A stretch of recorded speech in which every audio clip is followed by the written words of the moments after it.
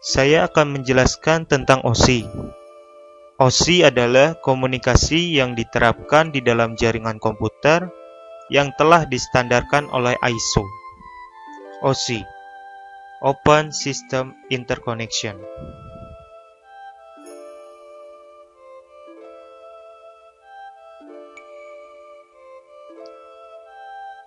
Terdapat 7 layer pada model OSI. Setiap layer bertanggung jawab secara khusus pada proses komunikasi data. Selain itu, OSI dibagi 2 grup, upper layer dan lower layer. Yang pertama adalah physical layer, layer terbawah. Kedua, data link layer. Ketiga, network layer. Keempat, transport layer. Kelima, session layer. Keenam, presentation layer.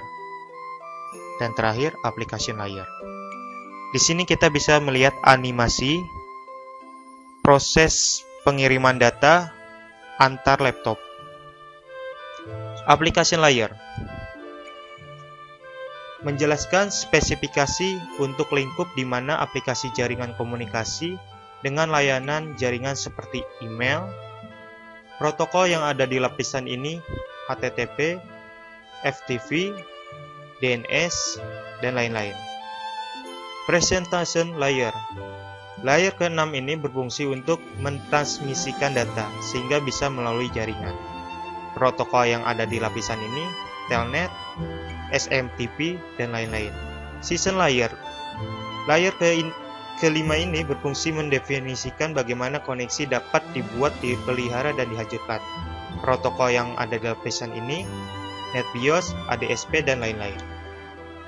Selanjutnya, transport layer. Di sini terjadi segmen. Lapisan keempat ini berfungsi untuk memecah data ke dalam paket-paket data serta memberikan nomor urut ke paket-paket tersebut, sehingga dapat disusun kembali pada sisi tujuan setelah diterima. Selain itu, pada level ini juga membuat sebuah tanda bahwa paket diterima dengan sukses dan mentransmisikan ulang terhadap paket-paket yang hilang di tengah jalan. Protokol yang berada di lapisan ini TCP dan UDP.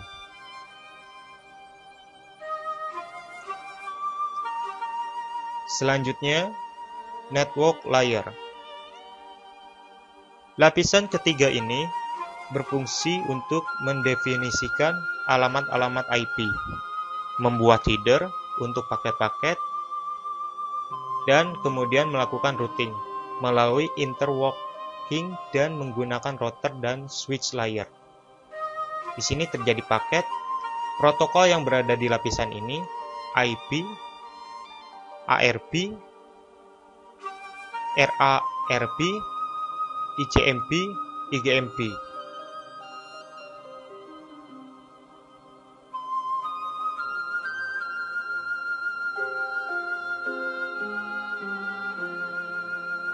Selanjutnya, data link layer.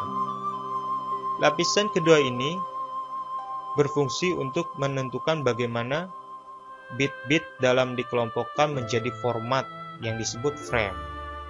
Selain itu, pada level ini terjadi koreksi kesalahan, flow control, pengelamatan perangkat keras seperti halnya media access control address atau MAC address, dan menentukan bagaimana perangkat-perangkat jaringan seperti hub, write, repeater, dan switch layer 2 beroperasi.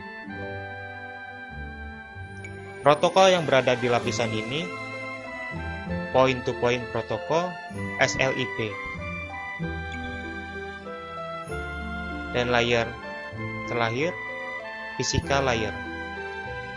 Lapisan ke-1 ini berfungsi untuk mendefinisikan media transmisi jaringan, metode persinyalan, sinkronisasi bit, arsitektur jaringan seperti halnya Ethernet dan token ring, topologi jaringan, dan pengabelan. Selain itu, level ini juga mendefinisikan bagaimana network interface card atau niche, bagaimana interaksi dengan media kabel atau radio.